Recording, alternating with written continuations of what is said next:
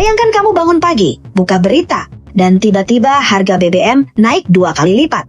Bukan karena kebijakan dalam negeri, bukan karena resesi, tapi karena di sebuah selat sempit, sejauh ribuan kilometer dari rumah kamu, dua kekuatan besar dunia saling tatap mata, dan dunia menahan napas. Inilah yang terjadi di April 2026. Dan ini bukan film, ini nyata. Satu Selat Hormuz, urat nadi dunia. Sebelum bicara soal konflik, kita perlu tahu dulu, seberapa penting selat ini? Selat Hormuz lebarnya hanya sekitar 33 km di titik tersempit. Tapi setiap harinya, sekitar 130 hingga 150 kapal komersial melintas di sana. 50 diantaranya adalah kapal tanker raksasa yang mengangkut minyak mentah dalam jumlah yang tidak bisa kamu bayangkan.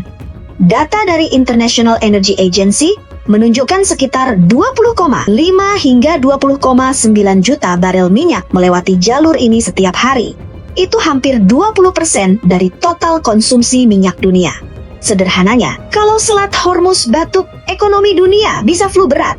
2. Kenapa konflik ini bisa terjadi? Hubungan Amerika Serikat dan Iran bukan baru tegang kemarin sore. Ini adalah perseteruan yang sudah berlangsung lebih dari 4 dekade, sejak Revolusi Islam 1979. Tapi yang memicu babak baru ini adalah kegagalan negosiasi nuklir. Washington menilai, Iran tidak serius melepas program nuklirnya. Teheran menilai Amerika tidak serius memberikan jaminan keamanan yang adil. Dan ketika diplomasi macet, biasanya yang berbicara selanjutnya adalah militer. 3. 12 April 2026. Blokade yang mengubah segalanya. Pada 12 April 2026, Donald Trump mengeluarkan perintah yang langsung mengguncang pasar global. Blokade terhadap pelabuhan Iran. Washington menyebutnya sebagai respons terukur. Hanya menyasar kapal yang terkait Iran, tanpa mengganggu jalur internasional lainnya. Tapi disinilah masalahnya. Di wilayah sepanas ini, tidak ada yang benar-benar terukur. Setiap langkah punya efek domino yang sulit diprediksi. Dan Iran pun tidak tinggal diam. 4. Respon Iran, gertakan atau ancaman nyata. Ketua Parlemen Iran, Muhammad Bakir Kalibaf, langsung memperingatkan, jika tekanan terus berlanjut, Selat Hormuz bisa ditutup sepenuhnya. Bahkan muncul wacana bahwa kapal asing harus meminta izin dan membayar biaya untuk melintas. Ini bukan sekadar retorika kosong. Iran memiliki kemampuan nyata untuk mengganggu jalur ini, mulai dari ranjau laut, drone bunuh diri, hingga rudal balistik anti kapal. Tapi apakah mereka benar-benar akan melakukannya? Disinilah kita perlu berpikir lebih dalam. 5. Opini pribadi. Iran terjebak di antara dua risiko. Ini adalah opini saya pribadi sebagai pengamat. Bukan fakta yang terverifikasi, tapi saya rasa penting untuk disampaikan. Iran sebenarnya berada dalam posisi yang sangat sulit. Di satu sisi, menutup Selat Hormuz adalah kartu truf terbesar mereka. Ancaman yang bisa mengguncang ekonomi global dalam hitungan jam. Di sisi lain, Iran sendiri sangat bergantung pada jalur yang sama untuk mengimpor kebutuhan pokok, termasuk gandum dan jagung. Awal April, dilaporkan ada sekitar 10 kapal pengangkut biji-bijian yang tertahan di luar selat karena situasi ini. Artinya, memblokir selat terlalu lama sama saja dengan menembak kaki sendiri. Ini menurut saya bukan kekuatan strategis murni. Ini adalah kekuatan yang dibangun di atas kerentanan, dan Iran tahu itu.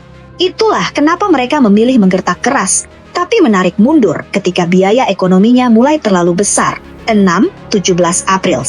Selat dibuka kembali, tapi siapa yang menang? Pada 17 April, Menteri Luar Negeri Iran Abbas Araghchi mengumumkan Selat Hormuz kembali terbuka untuk kapal komersial. Pengumuman ini bertepatan dengan gencatan senjata antara Israel dan Lebanon. Tapi disinilah narasinya pecah jadi dua versi yang sama-sama kuat. Versi Amerika, ini bukti bahwa tekanan militer kami berhasil. Iran mundur. Versi Iran, ini adalah keputusan strategis kami sendiri, bukan karena tekanan. Trump bahkan menyebut pembukaan itu bersifat permanen. Iran langsung membantah. Mereka menyebutnya langkah sementara yang bisa berubah kapan saja. Dua versi, dua kemenangan yang diklaim. Inilah politik internasional. Tidak ada yang benar-benar kalah secara terbuka, karena ego negara tidak boleh terlihat tunduk. 7. Di balik layar, eskalasi militer yang nyaris tak terlihat. Sementara dunia fokus pada pernyataan diplomatik, di lapangan situasinya jauh lebih gelap. Sejak akhir Februari hingga April 2026, tercatat setidaknya 21 serangan terhadap kapal dagang di kawasan ini. 16 kapal rusak parah, 7 ditinggalkan oleh awaknya, dan 1 kapal tugboat, benar-benar tenggelam. 8. Proxy war, konflik yang merambat ke mana-mana. Konflik ini sudah lama, bukan lagi duel satu lawan satu. Ini adalah perang proksi yang melibatkan banyak aktor. Kelompok Ansarullah dari Yaman masuk mendukung Iran, dan mereka tidak hanya mengancam Israel, tapi juga menyasar Selat Bab el-Mandeb, jalur vital lain yang menghubungkan Laut Merah ke Samudra Hindia. Tiba-tiba dunia menghadapi bukan 1, tapi 2 choke point sekaligus yang terancam. Hezbollah dan milisi Irak pun ikut bermain, bukan untuk menang cepat, tapi untuk menaikkan biaya perang, menguras sumber daya, dan memecah fokus Amerika dan sekutunya. Ini adalah strategi kelelahan, dan secara historis, strategi ini sering berhasil. 9. Dampak ke Asia. Indonesia pun terkena getarannya. Ini mungkin terasa jauh dari kita, tapi data bicara berbeda. Sekitar 80 hingga 84% minyak yang keluar dari Selat Hormuz mengalir ke pasar Asia, termasuk China, India, Jepang, Korea Selatan, dan Indonesia. Di puncak krisis, harga minyak Brent crude melonjak hingga sekitar $119 per barel. Produksi minyak global sempat turun hingga 10,1 juta barel per hari. Ketika harga energi global naik, biaya produksi naik, biaya logistik naik, dan ujungnya adalah harga barang di pasar tradisional kita yang ikut merangkak naik. Konflik di Timur Tengah bukan urusan orang lain, ini urusan kita semua. Kita sudah melihat semua sisinya. Sekarang izinkan saya tutup dengan satu pertanyaan yang saya pikir paling penting. Apakah dunia sudah punya sistem yang cukup tangguh untuk mencegah satu selat menyandera seluruh ekonomi global? Jawaban jujurnya, belum. Selat Hormuz adalah bukti nyata betapa rapuhnya tatanan energi dunia yang kita bangun selama puluhan tahun. Satu keputusan dari satu presiden, satu perintah dari satu jenderal, dan harga bahan bakar di ribuan kota bisa berubah dalam semalam. Ini bukan soal siapa yang menang antara Amerika dan Iran.